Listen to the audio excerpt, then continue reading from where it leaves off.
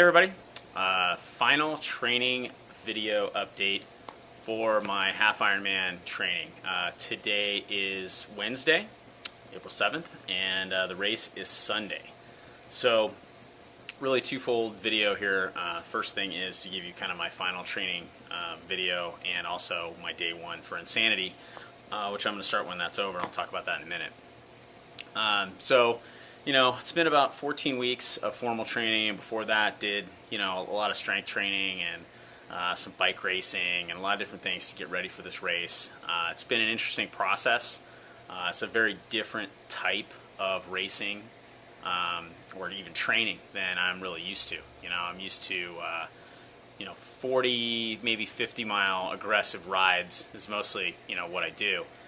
Having to do these long solo efforts on flats and maintain your heart rate at a steady state for a period of time is tough. It's just very different, you know, and it took a long time for me to get used to it. I think I'm finally there. Tried to do a group ride on Saturday, and I just couldn't keep up with the acceleration. You know, once I dropped behind the group, I could pretty much keep them within the same distance of me, but I just could not get in a pace line and have that constant acceleration. You know, that just wasn't working for me. But as far as dropping back, getting into an aero position, and just being able to crank the pedals in a big gear, it's pretty comfortable with that. You know, we'll have to see about the run. That's probably the one thing that's the, you know, the weakest link for me. It's an ocean swim, 1.2 miles, pretty comfortable in the ocean. You know, it's going to depend on the surf, of course, how that goes. The bike course is pretty flat. It should be a fast bike ride unless the wind comes up.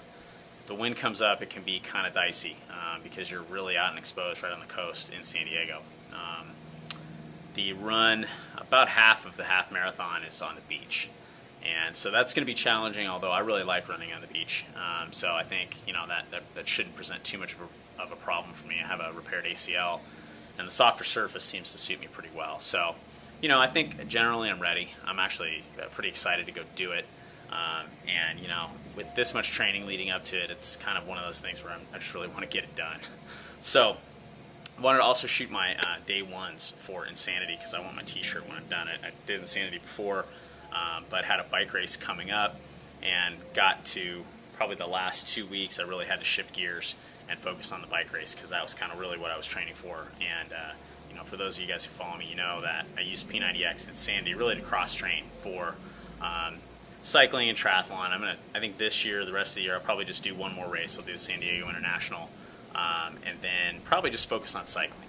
That's kind of what my real passion is, what I really like to do. And so Insanity is the next thing up, and then we'll do that San Diego race. But these are my day ones for Insanity. So as you can see, the triathlon training's got me pretty skinny. These are 32s, and they're kind of hanging off of me.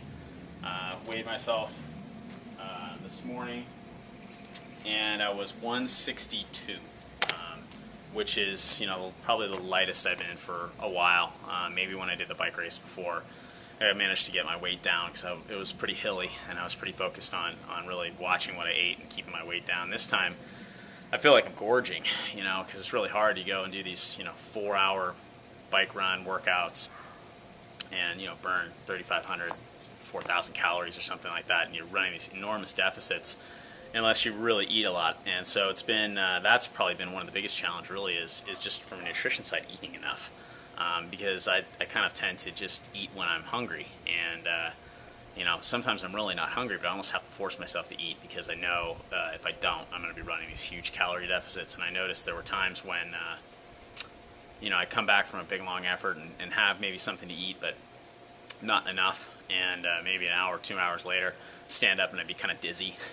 And so, you know, definitely getting in enough calories was a real challenge. But, you know, it's been fun. I don't know whether I'll do it again. It probably depends on how the race goes. I don't know what my time is going to be. I don't have any idea. You know, doing the shorter races, you can, I think, much more accurately predict your time. It's hard in a race like this because I've never pushed my body for 5.5 to 6 hours, which I think is somewhere in that range is where I'll come in. I've never done that. The longest effort I've really done has been about 4.5, and that felt pretty good.